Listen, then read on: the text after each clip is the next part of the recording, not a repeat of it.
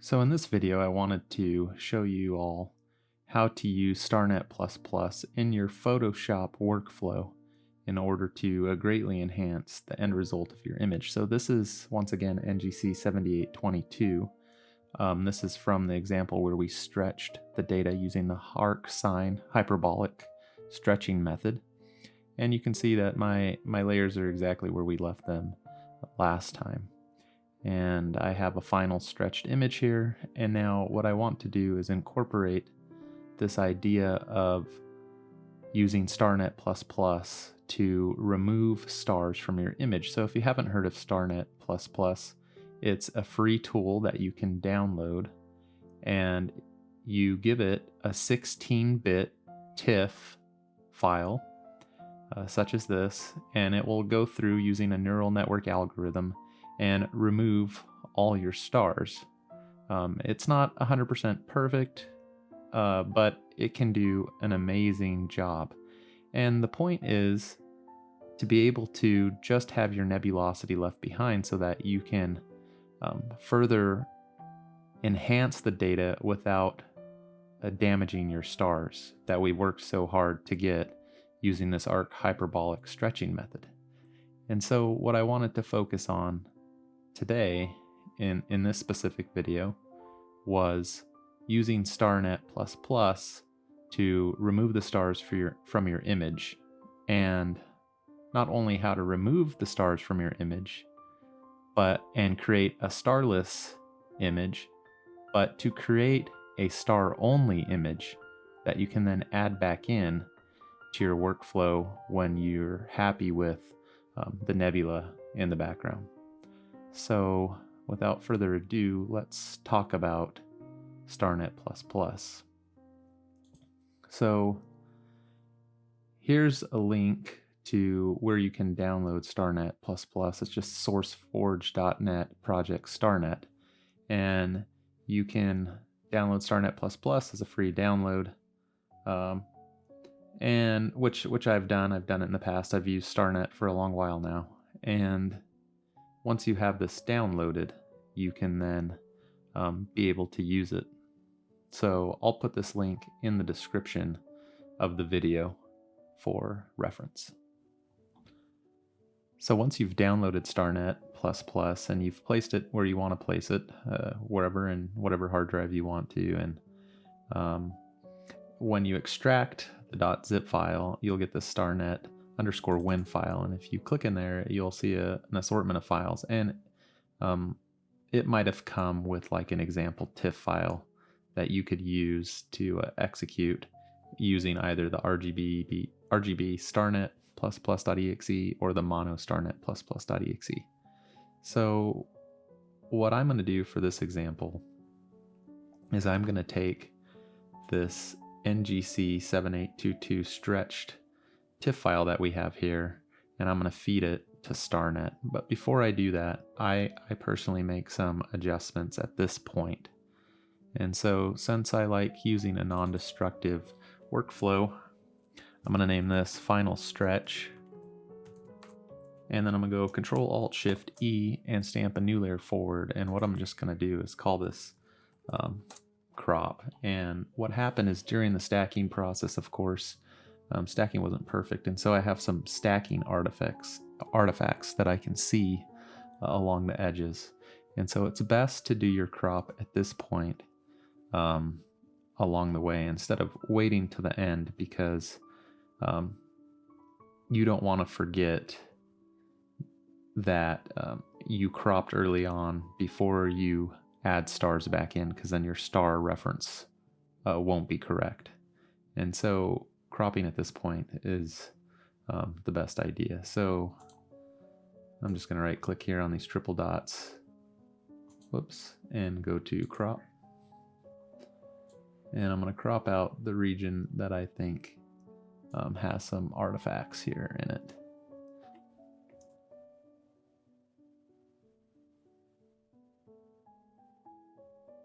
That looks good. Usually I'm really greedy and want as much as I can get of usable resolution and not cut away that much. So that looks okay, but I do want to crop the top because I can see some artifacts left over still.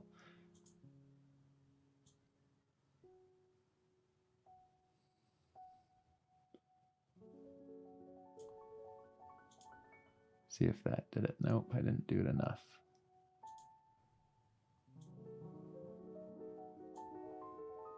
There we go. That should be good for now.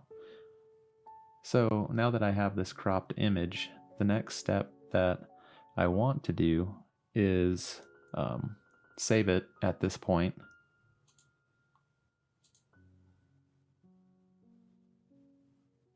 And I'll keep it under this naming convention for the moment. I don't care if I overwrite previous work because once again, I have a non-destructive workflow. So now what I want to do after I've saved this with all the various layers is I want to go ahead and do a control or select the crop and then do a shift click to the background, right click, and then do flatten image. And what this does is it significantly reduces the image file size and it combines everything to just one layer. But like I said, we saved a different copy that has all the layers in it that we were working on. So now what I'd like to do is just rename this, and typically what I do is I'll specify the type of stretch I did. So I did arc sine, hyperbolic, and then I'll say this is now going to be phase 1, and then I say for Starnet. So this is just my naming convention. You could name whatever you want, and then I always put a starting version number so that as I go back through and I have different versions, I don't get things confused. I know where things came from. So I'm going to go ahead and save this. And so now if I go into my directory here,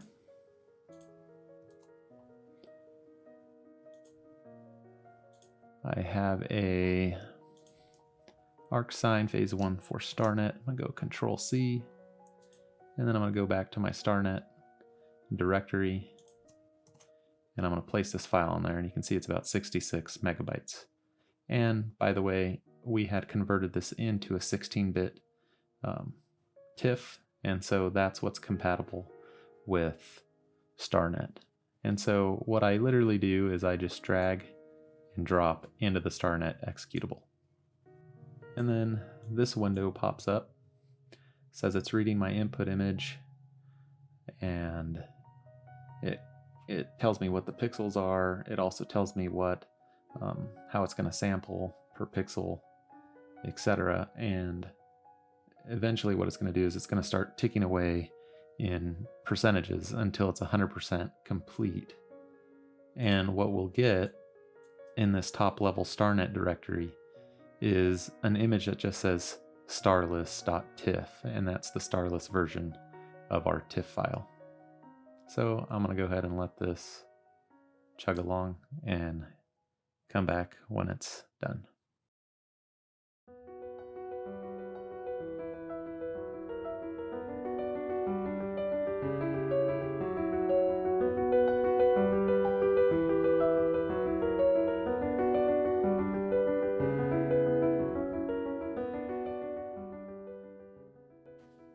Okay, so now Starnet has finished, and I see that there's a starless.tiff that has now formed.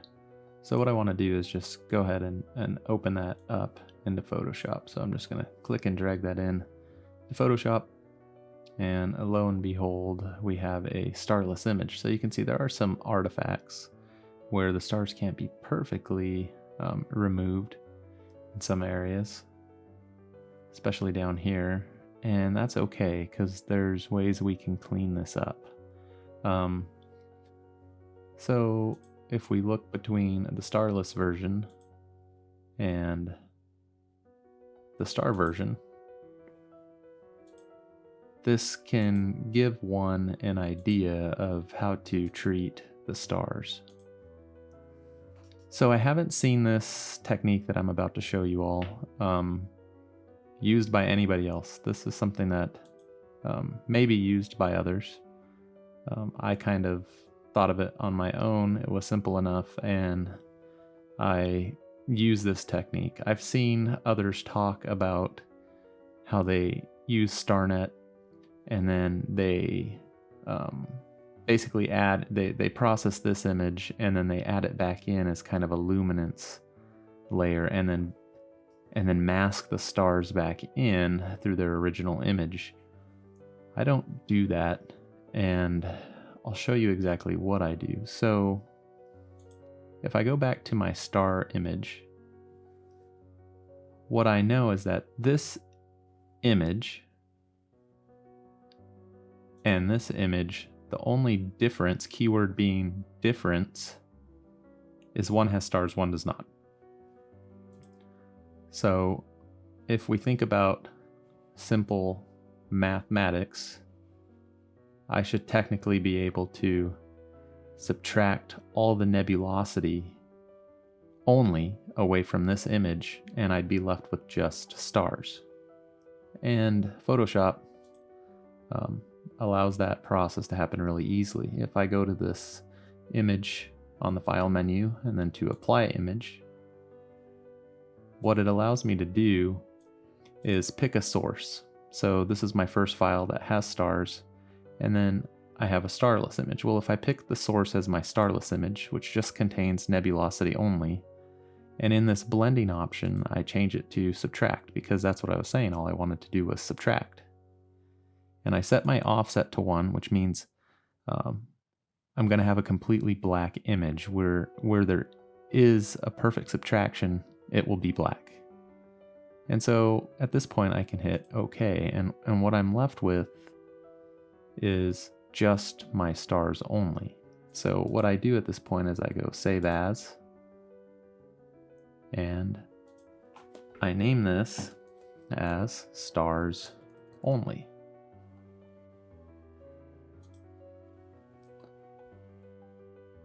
And continue to save it. And so now I have an image that's just my stars, and now I have an image that's just my nebulosity. So let's look at something now. I'm going to take my star image here, and I'm going to hit Control A. It selects everything. Then I'm going to hit Control C. It will copy this. Then I'm going to go directly over to my starless layer. Just hit Control V, and what you'll see is a new layer shows up. And it's just my star layer that I've copied. And if I toggle the view off, of course the nebulosity is in the background layer, and we can see that. So instead of forming any kind of mask or anything like that, we can use the blend modes here. Right now it's set to normal to let just the stars through. So there's two ways to do that. Well, there could be many, but this is the way I do it, and there's two specific ways that I do it. The first is the screen option, and then the other one, which is typically my favorite, is the linear dodge add. So if I go to screen, you'll see all of a sudden it looks like my stars are back, right? But what's cool about it is I can just toggle on and off a layer and make my stars come in or come out. This is really handy. So if I didn't want to do that, I could do linear dodge. What linear dodge does is it makes them a little bit brighter, and honestly it makes it look exactly like it did before. If I were to compare my perfect star stretched image with stars and this one, they'd be identical when you use linear dodge add. Screen actually makes them a little more faint. Your stars just a little bit more faint and dimmer, whereas linear dodge kind of keeps them where they were at when you stretch them. And so during stretching, we still may have, even though we were using the arc sine hyperbolic stretching method, we probably didn't bloat our stars much, but maybe just due to stacking, there's natural bloating due to stacking of the images. And so further star reduction, star minimization could occur in just our star layer if we wanted, and control our stars even finer. So now what we've done is we have a starless image with a star layer. And so what you can do is you can toggle off this star layer for now, and you can go to your background, just starless image, and duplicate that layer.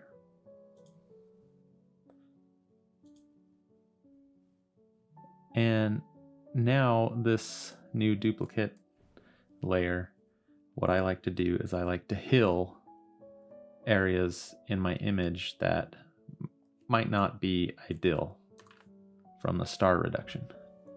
And so I go to the hill option and I set my size according to certain areas. Like this looks really bad down here. And so what I might do is just around this area, around size 58 pixels, I'll hill just the center. And depending on if it still doesn't look right, like I don't really like that as much, I might want to increase its size just so that it doesn't show through if I do any star minimization. Like that looks a lot better to me. And then over here I would do something similar for my various areas where my stars look like, you know, there's imperfections due to Starnet, and I just kind of want to remove their effect to the best of my ability.